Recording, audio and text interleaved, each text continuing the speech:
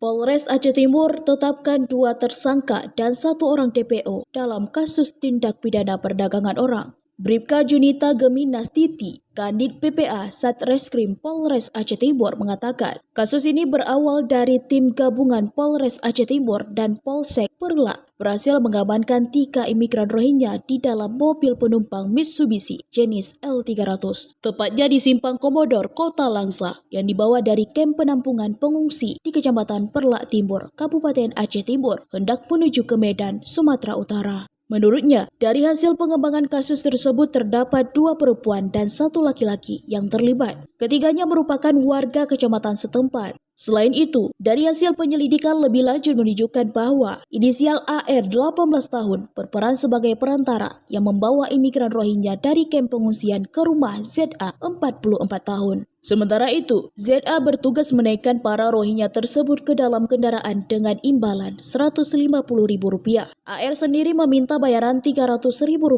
namun hingga kini uang tersebut belum dibayar sepenuhnya oleh P yang diduga sebagai dalang kasus tersebut. Lakukan pengejaran menuju sampai ke Kota Langsa. Pada saat mobil tersebut menurunkan 1 orang warga, tepatnya di Simpang Komodor. Kemudian pada saat mobil tersebut diperiksa oleh Kanit Polsek Perla Timur, didapat adanya 3 orang imigran ilegal etnis Rohingya. 2 orang masyarakat Perla Timur yang melakukan tindak pidana perdagangan orang. Salah satunya yaitu Arifin bin Ridwan, di mana perannya yaitu membawa 3 orang imigran etnis Rohingya menuju ke rumah saudari ZA. Kemudian sampai di rumah ZA memberhentikan mobil Mitsubishi L300 dengan menaikkan 3 orang etnis Rohingya menuju ke kota Medan. Kenapa hanya 1 tersangka? Dikarenakan 1 orang ini mempunyai anak yang umur lebih kurang 17 tahun dengan cacat fisik seperti tidak bisa berinteraksi dengan orang lain.